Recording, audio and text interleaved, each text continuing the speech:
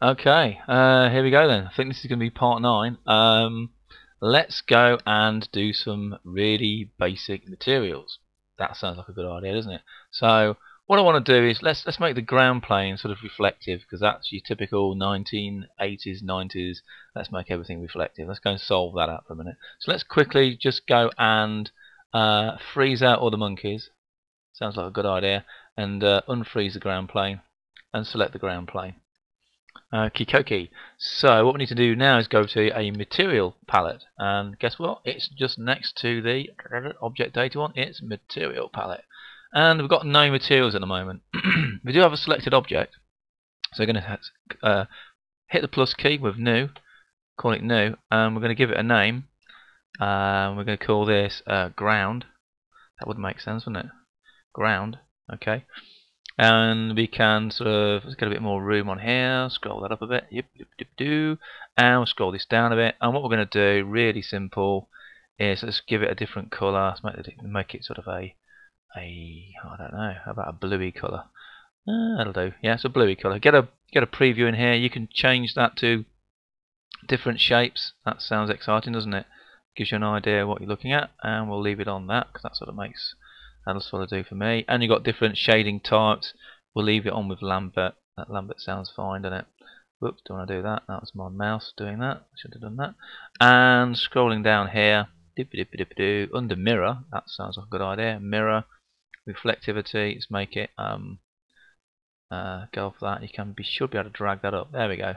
We'll make it 0.6. Okay, and we'll hit an F12. See what we get with F12.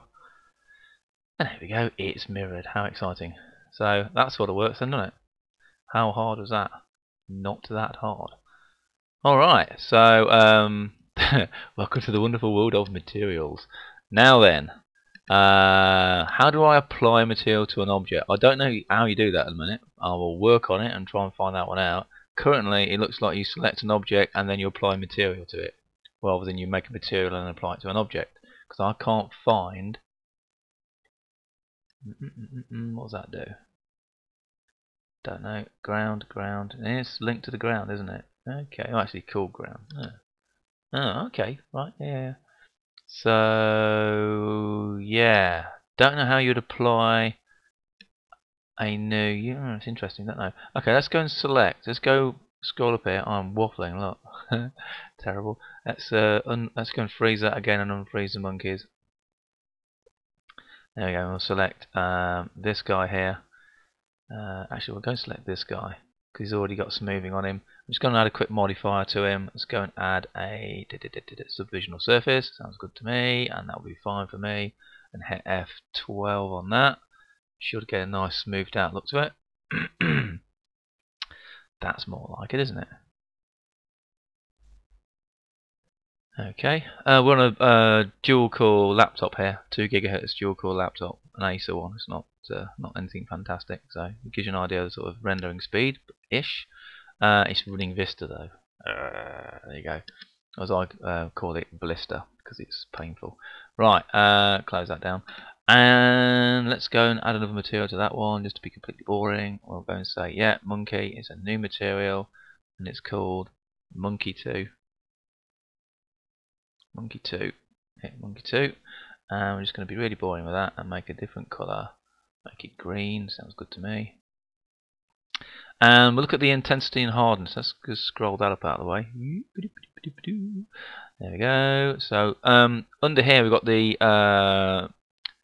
specular colour, the intensity of the specular colour. So it's quite intense. And then the hardness of it, we can drag that up.